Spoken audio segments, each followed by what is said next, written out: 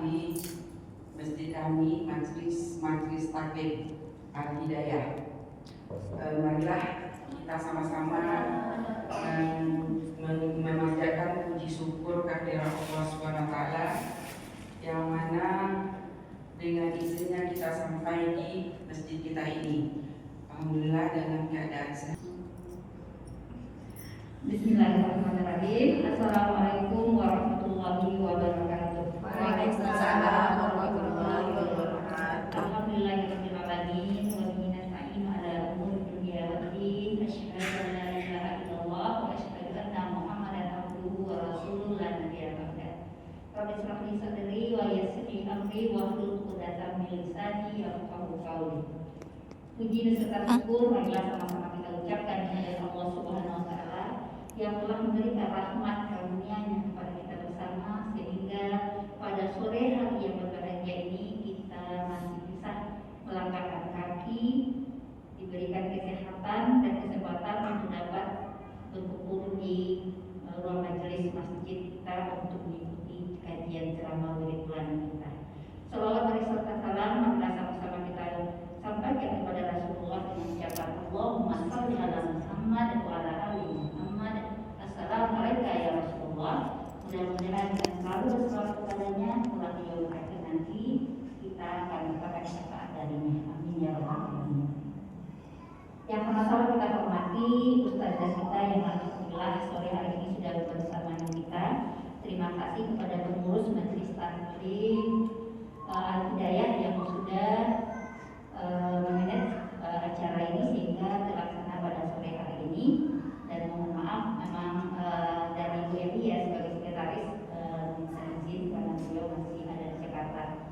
Ibu-ibu yang soleh dan soleha bisa memperpanjangkan kita sama-sama kita ikuti kajian di bulanan kita yang pada bulan ini memang kita undur ya, yang biasanya kan kegiatan kita ditentukan puasa kayak satunya, tapi karena kemarin berhalangan pengurus banyak yang tidak bisa hadir maka kita undur pada hari ini. Dan alhamdulillah pada kesempatan kali ini kita bisa mengundang ustazah.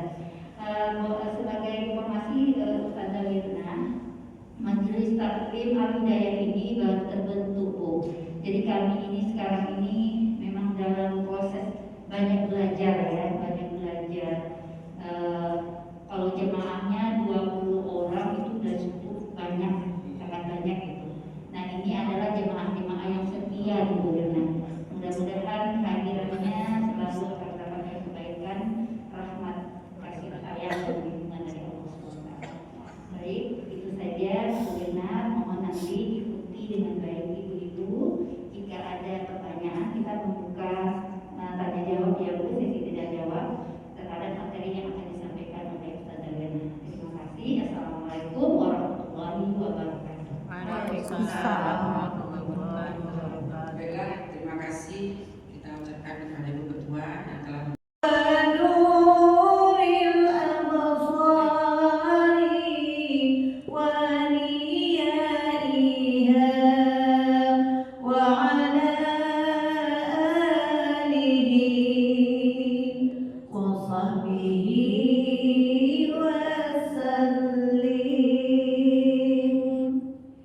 Bismillahirrahmanirrahim. Assalamualaikum warahmatullahi wabarakatuh. Waalaikumsalam warahmatullahi wabarakatuh. Alhamdulillahi rabbil alamin. Anzalal Qur'an hudan lin-nasi bayyinatin minal huda wal furqan. Asyhadu an la ilaha illallah wahdahu la syarika lah. Wa asyhadu anna Muhammadan abduhu wa rasuluhu la nabiyya ba'dah. Yang saya hormati Ibu Ketua Majelis Taklim beserta pengurus, yang saya hormati juga ibu-ibu para anggota Majelis Ilmu yang senantiasa kita semuanya insyaallah dimuliakan oleh Allah Subhanahu wa taala. Syukur alhamdulillah pada petang hari ini kita dipertemukan oleh Allah Subhanahu wa taala di tempat yang mulia ini, di rumah Allah Masjid Al-Hidayah. Mudah-mudahan tentunya pertemuan ini tidak ada yang kebetulan.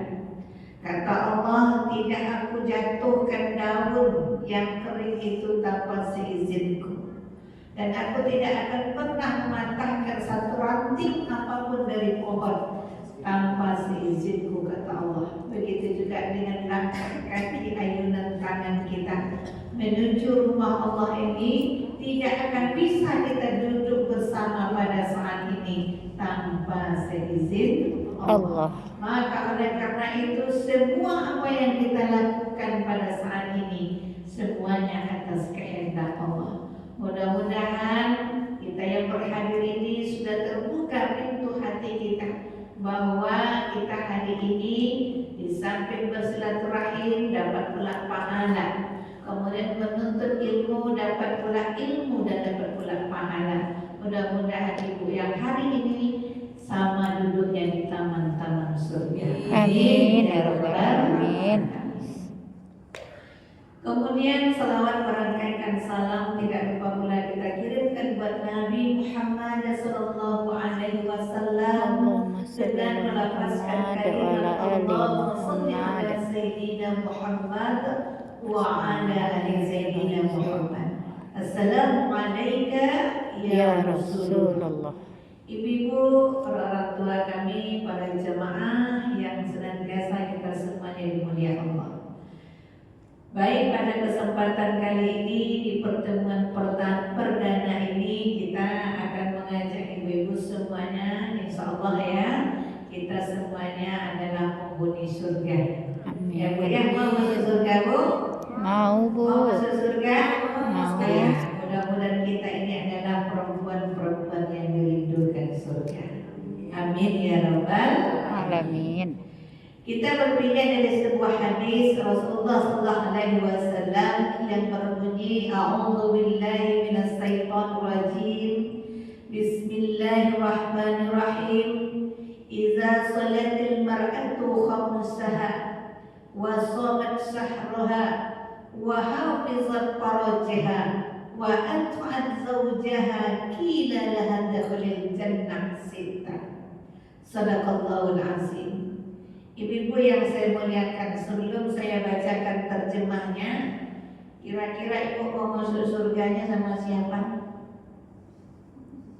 Sama Atau semua masuk surga keluarga. sendiri? Sama keluarga semua. Sama-sama Bu. Sama keluarga semuanya. Sama jamaah Sama juga. semuanya siapa?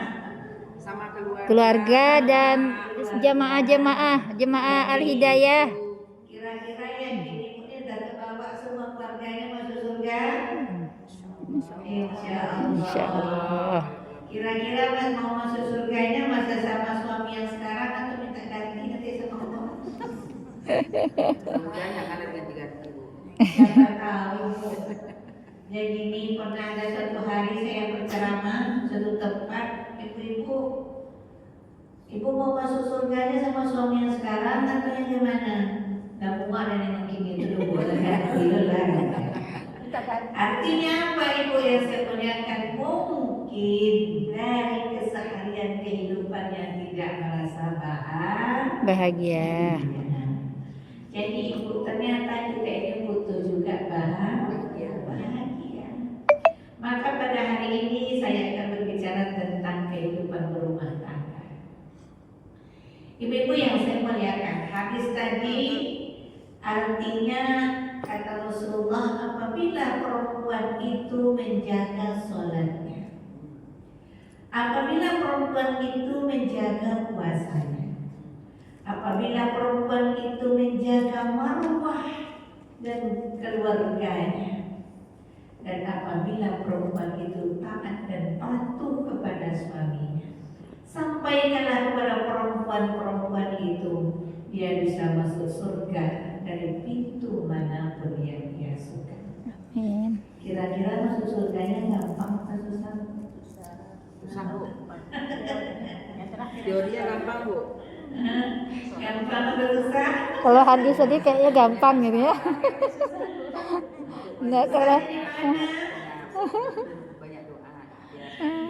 Ya, susahnya di mana Bu? Nah, ini problema perempuan hari ini. Jadi kita memang tidak bisa menafikan apa yang terjadi dan realita kehidupan kita hari ini. Maka kadang-kadang kita memikir juga ini kita ini bisa masuk surga apa kagak ya? Ya Bu ya. Nah, maka oleh karena itu sebelum kita dipanggil oleh Allah Subhanahu wa taala, tidak ada kata terlambat untuk memperbaiki. Baik ibu yang saya muliakan. Yang pertama, Rasulullah mensyaratkan menjaga sholat. Mengapa kira-kira Rasulullah SAW memberikan dan memberikan syarat menjaga sholat kepada kita perempuan agar bisa dirindukan surga? Karena perempuanlah yang suka melalaikan Sholat. Hayya 'alas shalah.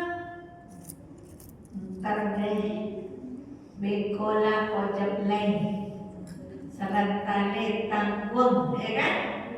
Akhirnya ibu karena kita memundur-mundur, nanti kita sering sholatnya di penghujung Waktu.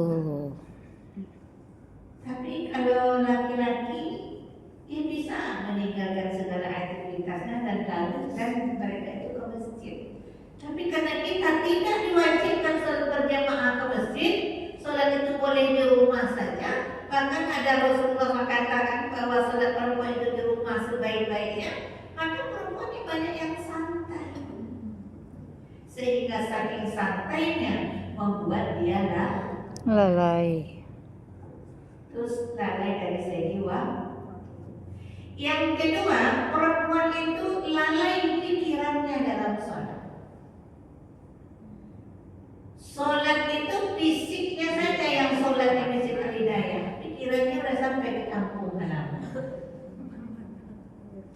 Bahkan anehnya kita perempuan ini bisa masak gulai sampode dalam sholat. Allahu Akbar. Ampunan kali masak. Padahal ini sedang konsentrasi sholat sebenarnya. Tapi ketika gangguan itu datang, was-was namanya. Was-was. Pernah tak kedatangan was-was itu dalam sholat ini? Lalu dibaca pula. Nah, lulus Al-Fatihah. Nanti masuk surat mereka datang lagi. Boleh asal boleh. Allahu Akbar. Asal boleh ini kan baru nanti kata. Astagfirullahaladzim. Sami Allahu liman hamidah. Sampai ujung akhir sholatnya, apa yang akan terjadi ibu? Masak ikan. Anak-anak ngalamin dulu. Nah, itulah yang kita sebut dengan lalai pikiran dan nggak konsisten dia. Padahal sholat itu kata Allah, aqimis sholat li zikri. Dirikan olehmu sholat untuk mengingat Allah. kata Allah. Tapi ternyata kita campur adukkan sholat tadi bersama perkara dunia kita. Kan memasak itu kan dunia kita. Apalagi kadang-kadang ibu ketika kita mau sholat, anak belum dijemput, hari hujan lebat, itu tidak ada boleh beres sholat. Allahu Akbar. Jadi mana anak betul-betul ya Allah. Sami Allahu liman hamidah. Mudah-mudahan sapa nampaklah anak saya. Sampai nanti terakhir sholat, maka assalamualaikum. Jadi akhirnya ibu sholat itu tidak Usuk. Nah, mengapa demikian? Mulut lisan ini katanya lain, pikiran katanya lain, hati pun lain. Itulah yang tidak terkoneksi dengan baik, membuat sholat kita lupa jumlah Rakaatnya. Kadang-kadang nggak jumlah rakaat saja yang lupa, ayat yang dibaca pun lain pangkal, lain pula ujungnya. Saking begitunya ibu, maka Rasulullah mensyaratkan perempuan tolonglah dijaga Sholatnya.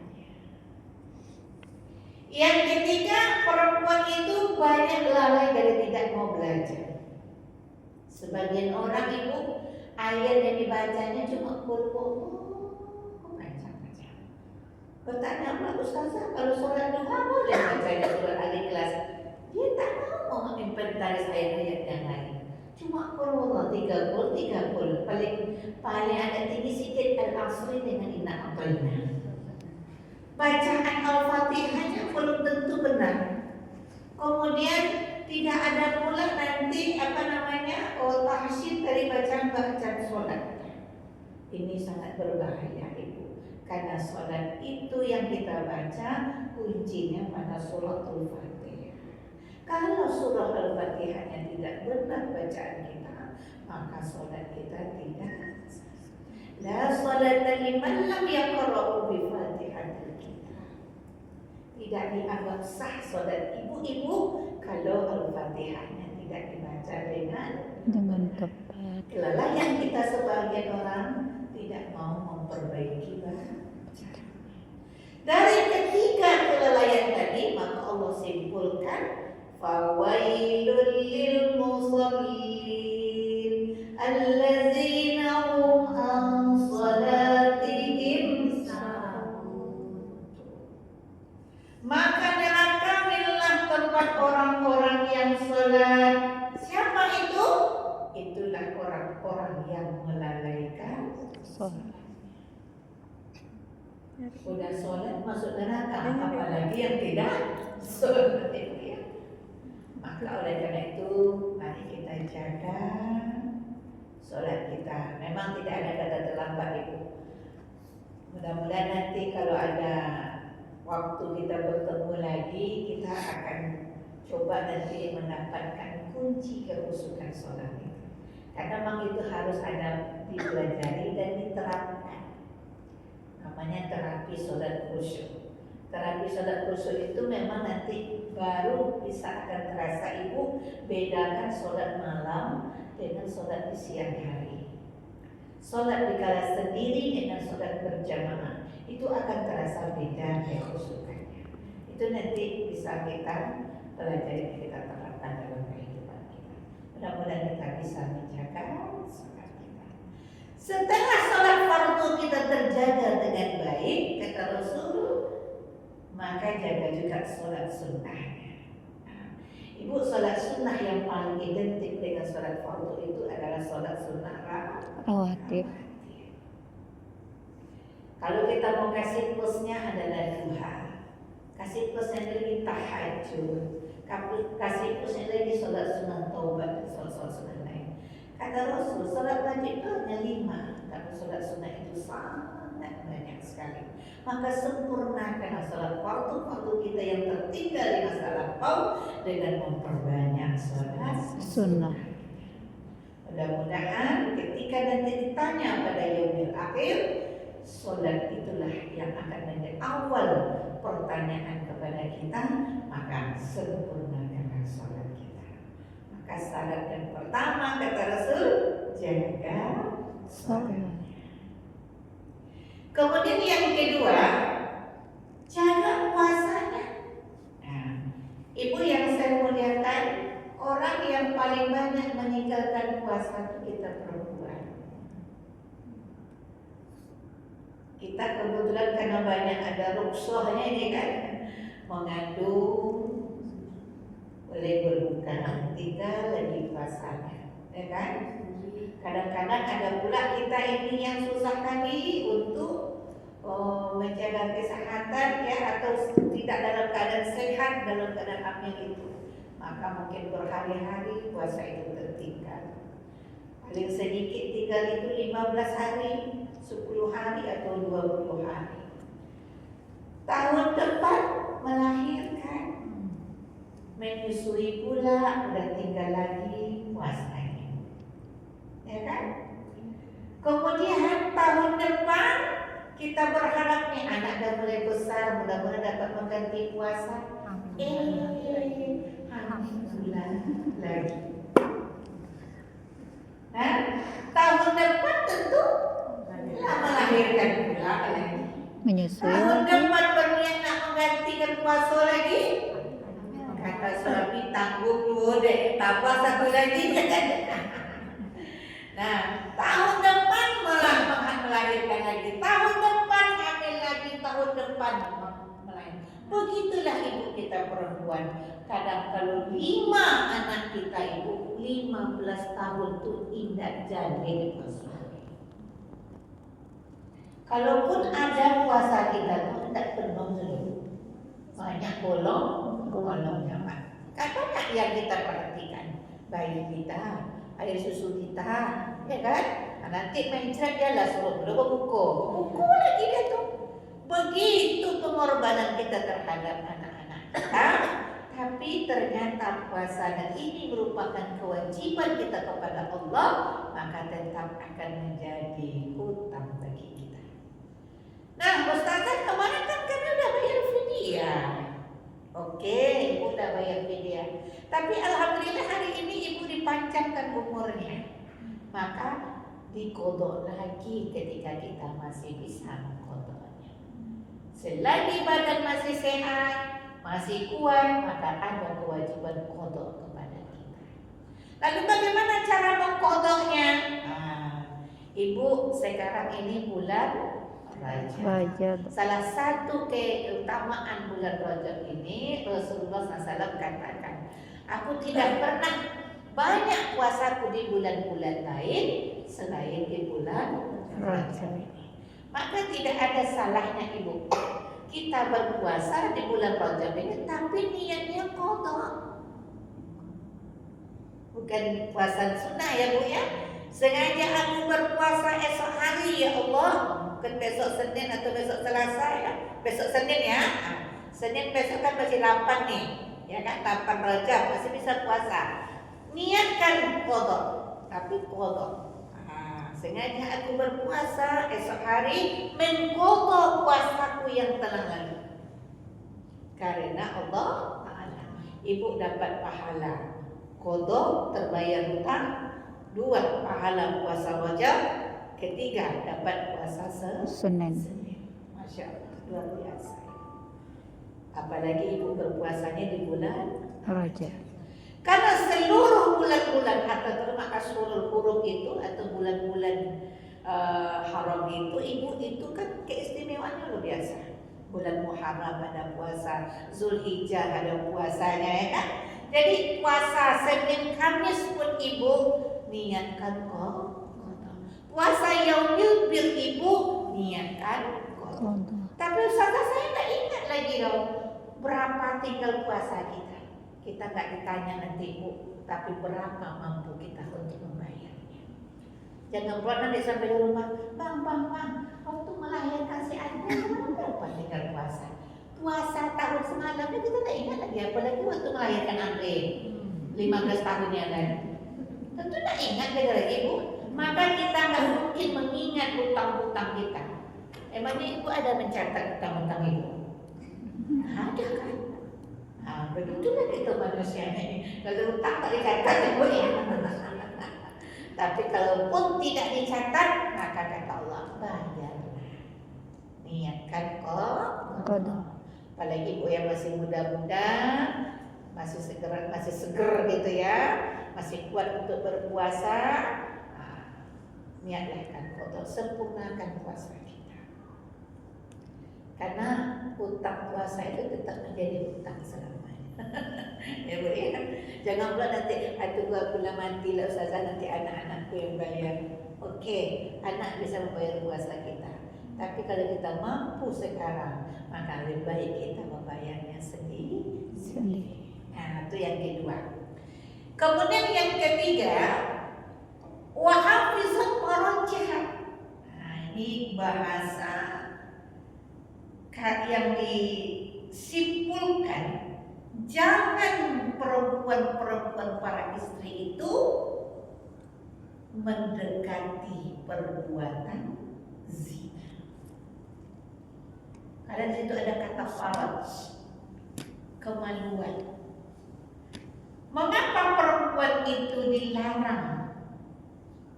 Karena coba ibu lihat dalil tentang zina gadis dengan zina perempuan bersuami itu lebih berat hukumannya. Kalau gadis dia kan dirajam juga, tapi tidak dilempari batu. Tapi kalau perempuan yang sudah bersuami ditenggelamkan separuh badannya, dilempari baru dirajam. Berarti hukumannya lebih 2 kali. Apa artinya ini? Mengapa Allah memberikan hukuman begitu berat? Karena apa? Dia sudah memiliki pasangan yang halal, tapi masih suka juga dengan pasangan orang. Perempuan hari ini, ini yang disebut dengan akhir zaman. Ibu tidak tahu kita. Allah ado laki rumahmu, anak mencari laki.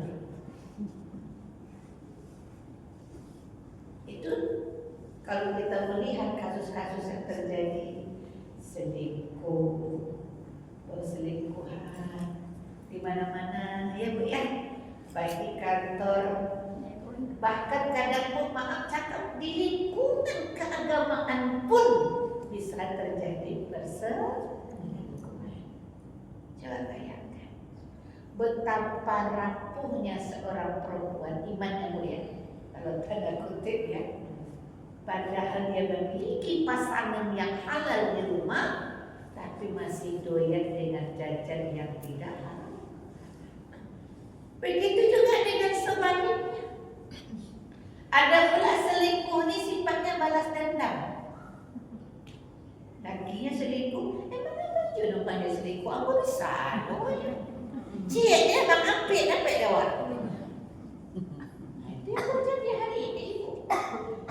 Maka sebelum jauh ke sana, Rasulullah ternyata sudah menjaga kepada kita, mengingatkan kepada kita, kalau kalian ingin dirindukan surga, jangan mendekati perbuatan zina. La taqrabuz zina innahu kana fahisatan wa sa'a sabila.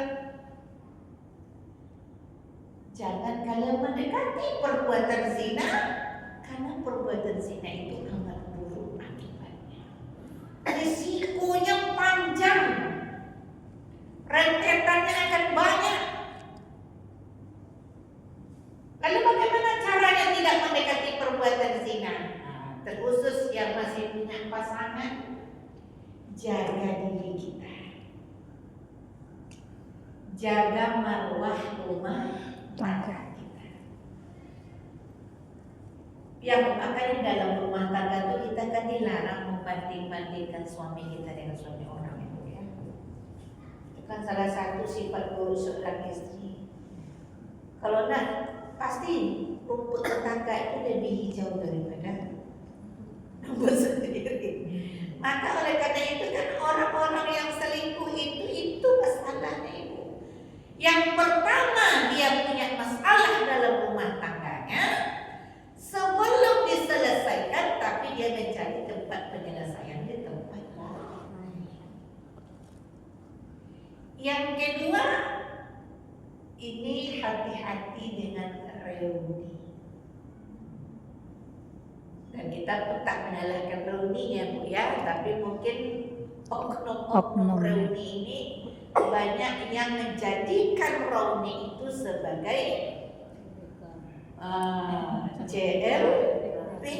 CLBK apa tuh?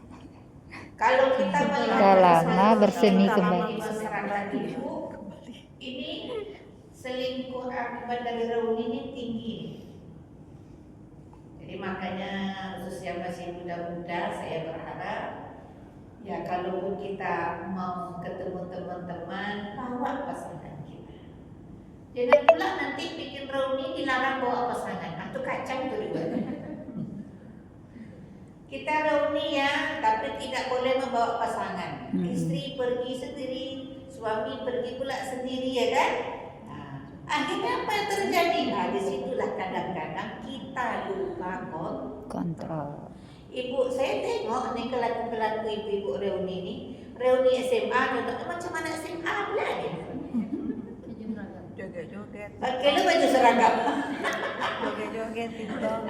Nah ingat lagi kalau dia itu sekarang sudah mau calon nenek. Udah nenek pula lagi kadang. Udah nenek. Tapi perangainya macam anak SMA di masa lalu. Nah ini ibu kadang kita lupa kontrol, akhirnya kita cipika-cipiki. Maaf cakap ibu, ada saya melihat dalam tanda kutip sudah di luar batas. Inilah yang kadang-kadang kita tidak sadar, itulah salah satu yang merusak rumah tangga kita. Rumah tangga kita itu tidak akan rusak oleh orang lain, tapi yang merusaknya kebanyakan dari kita berdua. Kalau kita sudah komit menjaga rumah tangga kita dengan baik, insya Allah tidak akan bisa, hantu belau pun tidak akan bisa mengganggu kapal kita. Tapi kalau kita saja sudah rusak di dalamnya, maka akan mudah orang menggerogoti, merusak rumah tangga kita. Maka oleh karena itu, bukan tak boleh reuni ya Bu ya, tapi jaga diri kita. Kalau kita ini sudah milik suami kita, dan mungkin sahabat-sahabat kita juga sudah berumah tangga, dan mereka juga memiliki pasangan, jangan pula kita menjadi perusak rumah tangga orang lain. Itu harus kita tanamkan agar kita bisa tetap bertahan dalam rumah tangga kita. Tapi kalau kita sudah berkeinginan merusak rumah tangga orang lain, tentu orang lain akan berkeinginan merusak rumah tangga kita. Ini Bu, maksud tadi jangan mendekati perbuatan Zina. Kemudian jaga komen Facebook, Instagram. Karena kita di dunia media sosial ya Bu ya, dan ini mungkin tak bisa pula terlepas dari kita, tapi gunakanlah medsos itu sebagai fasilitas silaturahim yang baik, tapi jangan menjadi perusak rumah. Saya melihat hari ini banyak istri-istri demi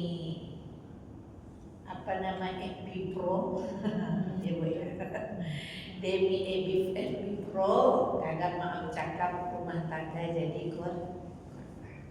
Apa contohnya? Nah, kita ibu live streaming lah contohnya ya. Nah, ini kan live streaming itu kan tinggi poinnya tuh ya. Apalagi memang suara ibu itu memang meyakinkan ya. Nah, kalau seandainya ibu live streaming berdua dengan suami, itu kan gak ada yang akan melarang. Tapi yang paling bahaya di dalam rumah tangga itu kalau ibu live streamingnya dengan suami orang. Kan banyak itu kalau kita lihat di FB itu kan banyaknya orang yang mau nanti ngelayan kita untuk bernyanyi bersama. Ini contoh lah dulu ya Bu ya. Di sebelah ini ibu, di sebelah sana ada foto suami orang. Lalu ibu bernyanyi dengan makom ibu lah gaya ibu sendiri. Bila kamu di sisiku, hati rasa rindu. Ini live nih. Apa kata yang sebelahnya, laki-laki sebelahnya? Bila kamu di sisiku, hati rasa rindu. Kira-kira ibu ada yang salah di situ? Nyanyi nggak ada yang salah, tapi ibu tampil berdua ini ditengok mulu deh Pak RT ibu di kampung. Ditengok mulu deh ini yang kok ikolah kerajaan gini? Padahal dia berniat hanya untuk jadi pro, tapi nggak tahu kalau perbuatan itu sudah melanggar aturan rumah tangga. Ini yang saya ingatkan perempuan-perempuan kita hari ini. Jadi makanya tadi yang merusak rumah tangga itu bukan orang lain, tapi justru kita dari dalamnya yang mulai menggerogoti kerusakan rumah tangga itu sendiri. Maka hari ini Bu, kan kita bisa menyaksikan mengapa masih tinggi angka perceraian. Itu tadi masalahnya. Kita tak bisa memposisikan diri kita itu sebagai seorang istri. Sementara istri solehah itu wajib, apa kata Allah? As-salihatu qanitatun wa hafizatun lil ghaibi bima hafizallah. Maka istri yang solehah itu atau perempuan yang solehah itu adalah perempuan yang qanitat, patuh, taat kepada Allah, taat kepada Rasul, taat kepada suami, wa hafizat, dan menjaga dirinya terutama ketika suaminya tidak ada di sampingnya. Jadi ada tugas kita ini. Ciri istri solehah itu menjaga diri. Ingat, kalau kita ini udah punya suami, kalau kita ini segala miliknya suami kita, maka kita harus jaga maruah rumah tangganya. Jangan kita rusak hanya dengan gaya-gayaan. Nah ini yang ketiga Ibu ya. Kemudian jaga chatting kita. Nah, memang chat ini nggak haram. Ya, ngobrol lagi berkata, tapi kalau begitu tak boleh kita chat dengan laki-laki lain. Bukan haram hukumnya, tapi jaga. Ketika sudah mulai agak melenceng-lenceng dia, kan kita tahu itu menilainya. Kalau dia kan, ini kan ketemu tadi ini Reni pamannya kan, Andre, iya di mana kau sekarang? Aku di Padang. Wah, ini contohnya sama-sama dulu SMA 1 Lubu Alung pamannya kan. Ada Lubu Alung sini. Untuk ada kan? Alumni Lubu Alung ya. Lalu dulu si Andre itu dulu kacamatanya tebal, orangnya unyu-unyu, nggak ganteng loh. Dulu nggak suka kali itu dengan dia, tapi sekarang udah kemana dinas dia Bu. Nah itu masalahnya. Maka kadang kita lupa kalau kita ini juga sudah punya suami. Kadang Ibu masalah itu muncul, kadang tiba-tiba itu. Dulu dia tidak punya masalah dengan suaminya, tapi sejak berkenalan dengan si Andre tadi, sejak ketemu di reuni tadi, mulailah dia mencari masalah. Ada lagi cek-cek diam-diam. Assalamualaikum, waalaikumsalam, apa kabarnya? Awalnya masih nanya, di mana aku tinggal sekarang, di Pekanbaru, anaknya berapa? Gitu kan? Nah, kemudian sekali-kali kita ketemulah, makan di mana? Itu udah mulai itu Bu. Seharusnya istri yang soleh kayak gitu tak dilayan lagi, karena kita harus jaga suami kita. Tapi kadang-kadang iya ibu yo ibu masalahnya Bu. Akhirnya lupa diri, lupa pula menghapus chat. Pulang suami, hai siapa Treno, mulailah akan menjadi diam masalah. Jadi saya melihat anak-anak kita atau ibu-ibu hari ini yang terjadi seperti itu bukan yang muda-muda saja, tapi yang sudah 50-an. Hati-hati yang 50-an ke atas. Ada katanya kubur kedua.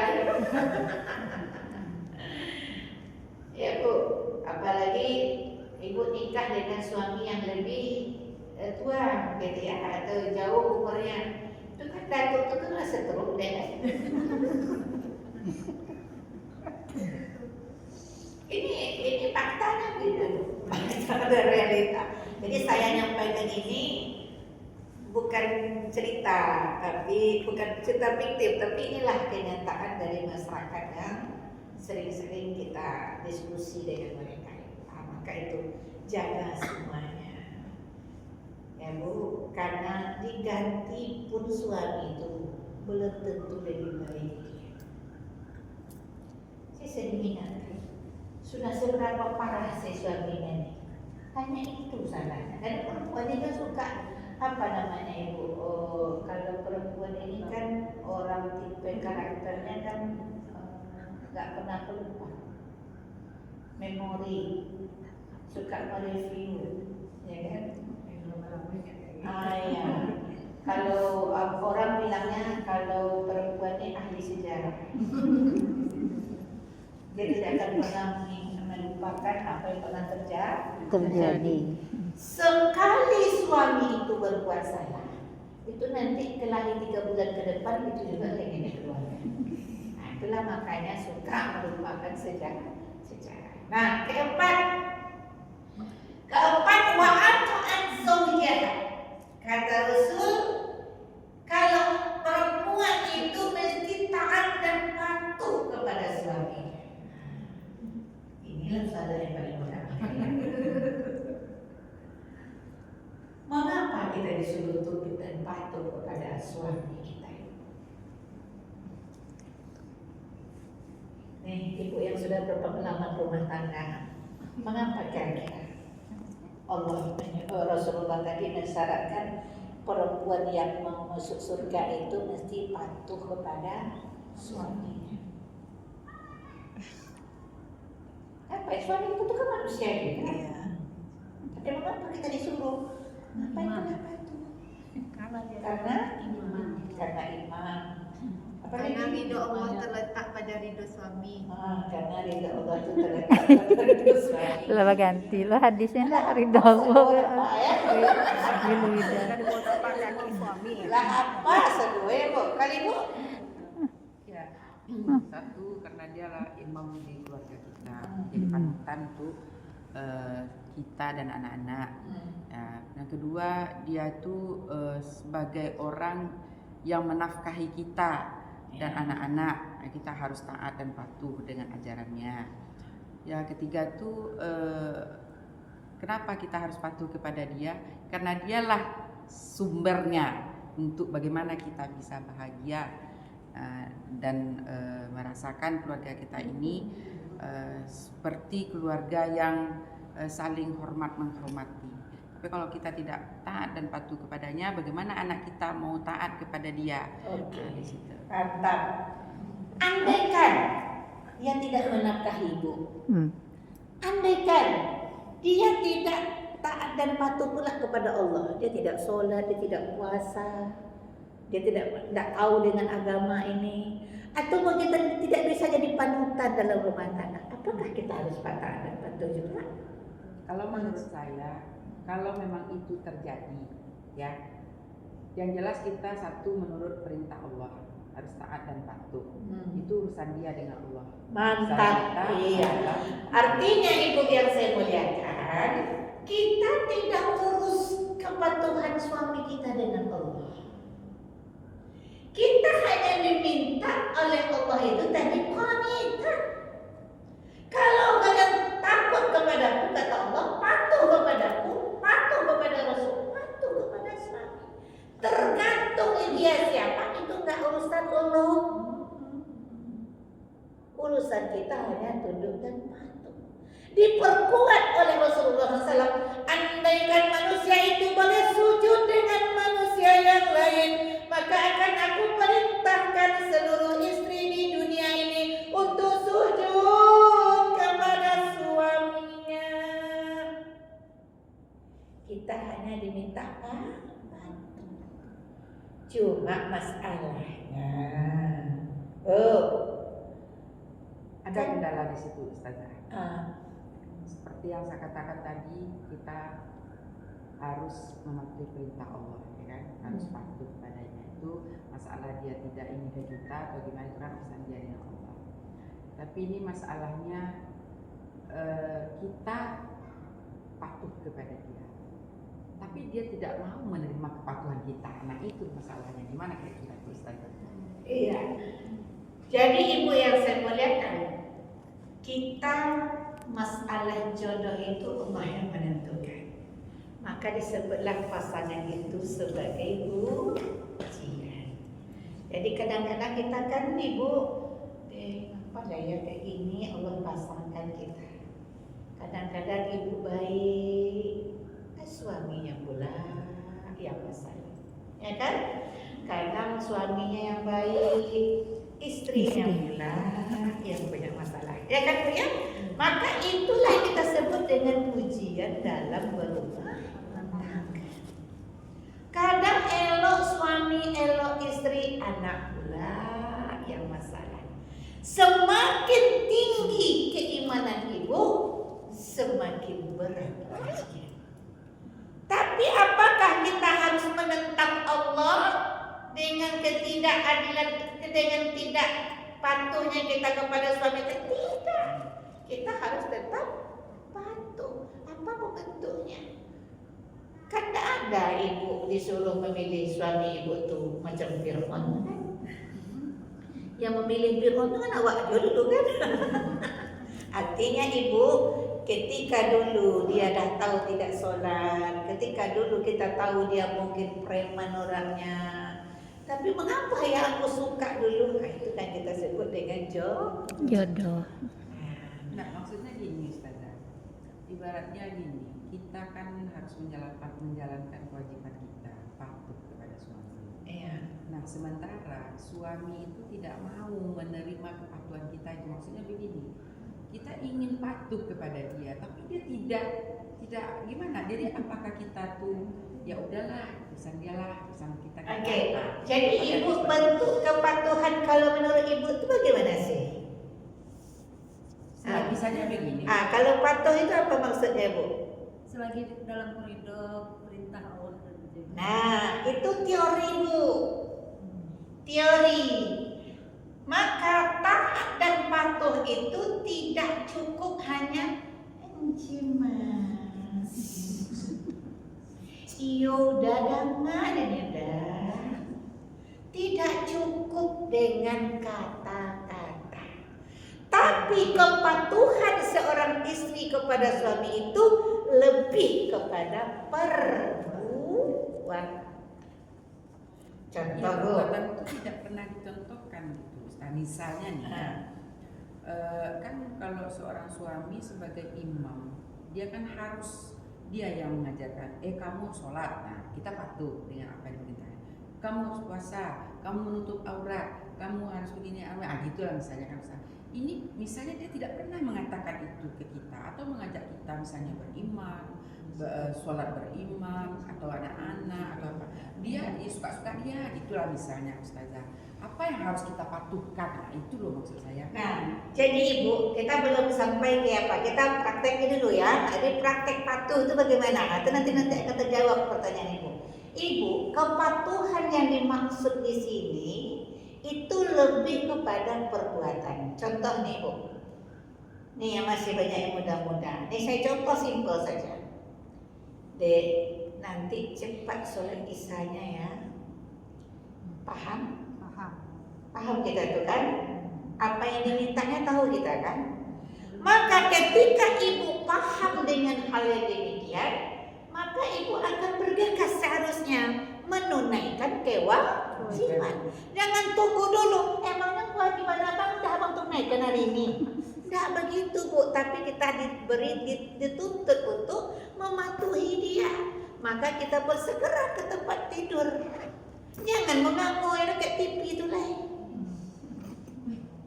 Meskipun suaminya tidak sholat Bu. Meskipun suaminya tidak sholat, dia menyuruh kita cepat sholat. Meskipun dia tidak sholat, kita tetap patuh. Kan ibu sekarang karena mungkin ibu disuruhnya sholat kalau dia tidak sholat ya kan? Tapi kan intinya bentuk kepatuhan kita itu kan di bawah ridhonya tadi ya. Oke. Kemudian contoh yang kedua, kata ibu nih, Bang Pak Nek, Ini baru pulang baru kalau ada lalu rolai. Kecil ibu nih. Itu kan sudah melawan namanya itu. Ya kan? Apa kata suami? Yalah kalau kau panik esok salah.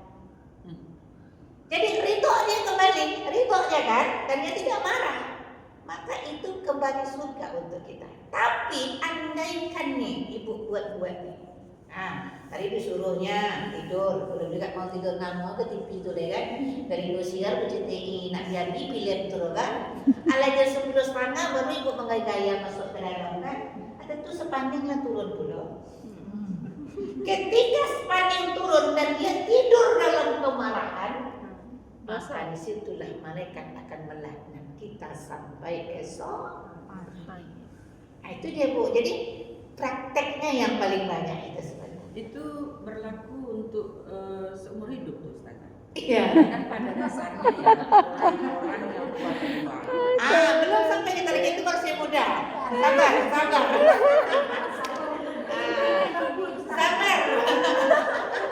Ini udah mulai hangat Mbak ya. Ternyata di sini masalah ya. Jadi itu tadi yang untuk contoh yang muda. Ini khusus untuk yang sudah tua-tua. Mana yang sudah mengaku tua? Sudah tua kan? Sudah dia punya nenek? Sudah punya cucu? Udah. Punya cucu nih. Sudah punya cucu. Ibu udah punya cucu? Udah. Sekarang saya tanya nih, ibu mana ibu yang sayang kepada cucu pada kedatu? Cucu. Kalau ibu? Iya sama cucu. Sama Cucu. Iya. Ibu cucu juga. Nah itulah makanya masuk neraka ya. Emangnya surga ibu tuh dekat cucu. Tapi sayang tapi. Surga ibu tuh siapa tadi kata ibu nih? Suami. Nah artinya bukan tak boleh kita sayang kepada cucu, tapi tugas dan tanggung jawab itu belum selesai. Bukan itu Ustazah. Yang kuat-kuat ya pada umumnya dia kalau untuk yang begitu-begitu tuh enggak lagi. Itu dulu, belum lagi. Kita bagaimana? Kan tentu kita cari yang lain lagi kan. Halo. Hai. Ibu. Yang cari yang lain maksudnya cari yang lain kesibukannya. Iya. Halo. Yang Hai. monopos itu ibu. Datuk tak ada monoposnya. Itu mesti dicatat. Tapi ada kok Ustazah. Kalau kita ada menopos, dia tuh udah menopos juga Ustazah. Enggak akan ada. Dia palingan ya. Kalau ada dan laki-laki itu menopos nak terjadi penghamilan cucu. Amalan selain daripada sholat fardu. Maka selama beliau tidur di rumah Rasulullah, maka bibi itu menengok, ternyata sholat Rasulullah. Rasulullah itu ada utangnya dulu, tapi dia mengerjakan sholat sunnah yang sudah dijamin surganya. Apalagi kita. Maka setelah itu kata bibi itu, setelah saya menyaksikan Rasulullah mengerjakan sholat sunnah yang begitu banyak, maka aku tak lagi meninggalkan sholat sunnah itu seolah-olah saya mengerjakan sholat fardu. Maka salah satu caranya ibu kata Rasulullah perbanyak sholat sunnah. Yang kedua qadha. Nah, boleh tak kita mengqadha? Boleh. Qadha itu mengganti solat-solat kita yang tinggal. Maklumlah dulu, ada kita yang belum paham agama. Dulu kita meluncek-luncek je kaki ke bawah, ya kan? Saya menengok ya, wali murid saya yang TK-TK tu je banyak tinggal solat. Seumur segitu masih tinggal solat ibu. Bayangkan tu. Nanti ketika umur 50-60 sebaya kita baru sadar. Dulu ustazah waktu gadis-gadis banyak tinggal solat saya. Macam mana? Ada yang melakukan dengan qadha solat. Setiap ibu solat fardu, setelah itu solat qadha. Niatnya qadhaan. Ya. Kemudian yang ketiga, kalau seandainya itu sudah kita lakukan, disempurnakan dengan taubat, itu akan lebih baik. Tapi ada ikhtiarnya. Dan berdoa kita kepada Allah semoga dengan cara demikian Allah menutupi segala hutang kita. Begitu juga dengan puasa. Bukankah kita disuruh berpuasa? Nih puasa Senin, Kamis ada, puasa Yaumul Bir ada. Andaikan kita masih punya kemampuan untuk berpuasa, maka niatnya kok itu cara kita. Namun tidak bisa kita melakukannya. Tiba-tiba kita dah tua saja. Cukup tidak saya dengan bertaubat? Semoga Allah mengampuni. Taubat kita diterima atau diterima itu untuk urusan Allah. Kita hanya bisa berikhtiar, berdoa dan untuk menutupnya dengan tadi menyempurnakan dengan taubat. Lalu kalau kita tadi salah kepada suami, itu tidak cukup dengan bertaubat. Sebelum kita mendapatkan ridha suami. Apabila seorang perempuan itu mati, meninggal dunia, maka suaminya ridha akan dirinya, maka surga menanti kedatangannya. Cuma ibu, bagaimana kita mendapatkan ridha suami setelah kita melakukan kesalahan? Umpamanya tadi sudah berselingkuh, umpamanya ibu, lalu kita sudah bersalah, lalu suami mau memaafkan, maka Allah akan memberikan keridhaannya karena suami kita sudah ridha. Jadi urusan dengan Allah mungkin bisa kita bertaubat saja, tapi urusan dengan manusia, terutama suami kita, maka Allah tidak akan menerima taubat kita sebelum memaafkan kita. Itu benar. Ya. Oke, ada lagi? Satu lagi. Satu lagi. Makanya kita harus menjaga sholat. Seperti yang Ustazah bilang tadi, yang mau masak. Jadi kalau selesai 20 sholat, strateginya apa Ustazah? Tipsnya, bagaimana sebenarnya realnya strateginya kita benar-benar khusyuk. Ingat ibu, aqimis shalah li zikri. Ketika kita sudah mau sholat, berarti kita kan hanya diminta 5-7 menit. Kita lupakan dulu aktivitas kita. Ya, baik ibu yang belum masak tadi, ya kan, atau anak yang belum dijemput. Maka sebenarnya kalau akan itu meragukan, bahkan kata Rasulullah, kalau kalian lapar, Makan dulu. nasi sudah terhidang, makan dulu. Agar tak terkonang-konang pada yang kan. Sebegitunya Rasulullah agar kita saudaranya khusyuk. Jadi memang ibu kita ketika kita sudah mau berdiri nih, maka kalau di kalangan orang sufi itu kan takbirnya banyak. Allahu Akbar. Itu biar segala sesuatu dunia itu ditinggalkan. Andaikan itu sholat yang terakhir, maka itulah kita sebut dengan mati Khotimah. husnul khotimah. Tapi kalau mati sedang boleh sempodeh itu tidak macam mana. Itu ya. Jadi kita untuk sementara ketika ibu mau sholat, yang pintu terbuka dikunci, yang kompor hidup dimatikan, yang anak sedang lari diamankan, baru ibu sholat. Seolah-olah ibu lupa dengan segala halnya dan sekarang menghadap Allah. Sebenarnya kuncinya pada Asmaul Husna. Kalau yakin ibu kepada wujud bahwa Allah itu ada, bahwa yang ibu sembah itu adalah Allah, pasti ibu tidak akan sia-sia. Maka kadang-kadang mana yakin Allah itu mana? Apa Allah? Yakin kita Allah itu ada. Insya Allah ibu khusyuk. Oke, itu sementara ya. Kita cukupkan dulu. Ada lagi terasa? Banyak sebetulnya Ustazah, tapi ya mungkin waktu yang membatasi kita. Cuma satunya aja. Ini karena dilakukan setiap hari ya. Kita sholat sunat rawatib, ya 12 rakaat, ada yang 10, ada yang 12 yang menurut Syafi'i atau menurut Hambali kan gitu. Kita sholat sunat rawatib itu adalah antara azan dan iqamah. Nah, kalau kita di rumah sholatnya sendiri, apakah boleh kita sholat itu, misalnya ini sholat zuhur, orang udah azan, udah sholat, kita tetap qobliyah dulu, qobliyah zuhur dulu, baru sholat zuhur, baru ba'da. Apakah boleh seperti Boleh. itu? Jadi kalau kita sholat di rumah, itu kan tidak berimam dengan orang lain. Jadi kita boleh sholat ke qobliyah dulu. Tetap ya. Sama dengan subuh. Ibu ini kan subuh jam 5 kurang 10. Tapi ibu bangun 5:04 nih. Kayak qobliyah Boleh dulu. ibu qobliyah subuh dulu. Kecuali Selagi berimam. kecuali kalau waktunya sudah habis ya. Tapi kalau di ujung waktu tentu kita utamakan ya. Tapi kalau ini Ustazah misalnya nih kita sholat qobliyah subuh, ternyata zuhur itu kita mungkin ada acara atau apalah terlambat kita sholatnya, tentu kita mengutamakan prioritaskan waktu Wajib. zuhurnya. Nah qobliyahnya kan tinggal. Apakah sholat rawatib itu memang harus 10 atau berapa kita lakukan Dua. saja? Berapa saja. Hukumnya kan sunnah, ya, sunnah ya.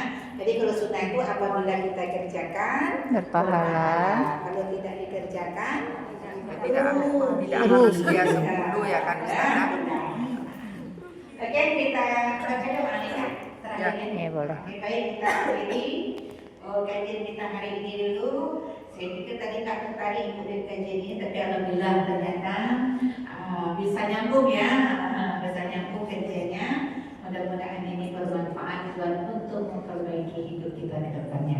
Wa khususan di hadis ini al-Fatihah. A'udzubillahi minasyaitonir rajim. Bismillahirrahmanirrahim. Alhamdulillahi rabbil alamin. Arrahmanir rahim. Maliki yaumiddin. Iyyaka na'budu wa iyyaka nasta'in. Ihdinas siratal mustaqim. Siratal ladzina an'amta 'alaihim ghairil maghdubi 'alaihim waladdallin. Amin. Na'udzu billahi minasy syaithanir rajim. Bismillahirrahmanirrahim. Alhamdulillahi rabbil alamin. Hamdan 'alimin, hamdan syakirin. Hamdan yuwaffi ni'amahu wa yukaffiru mazidah. Ya Rabbana lakal hamdu kama yanbaghi li jalali wajhikal karim wa 'azimi sultanik. Allahumma antas salam wa minkas salam wa ilaika ya'udus salam wa hayna rabbana bis salam wa adkhilna jannata darus salam tabarakta rabbana wa ta'alaita ya zal jalali wal ikram. Allahumma ighfir lana dhunubana wa liwalidayna warhamhuma kama rabbayana shaghira wa lijami'il muslimina wal muslimat wal mu'minina wal mu'minat al ahya'i minhum wal amwat. Allahumma inna nas'aluka ridhakal jannah wa na'udzu bika min sakhatika wan nar. Allahumma barik lana fi Rajab wa Sya'ban wa ballighna Ramadan wa ballighna Ramadan wa ballighna Ramadan. Allahumma iftah lana abwabal khair, abwabal ni'mah, abwabal rizqi, abwabal barakah, abwabal quwwah, abwabal sihah, abwabal salamah, abwabal sakinah, mawaddah wa rahmah, wa khususan li hadhil jamaah bi rahmatika ya arhamar rahimin. Rabbana hab lana min azwajina wa dhurriyyatina qurrata a'yunin waj'alna lil muttaqina imama.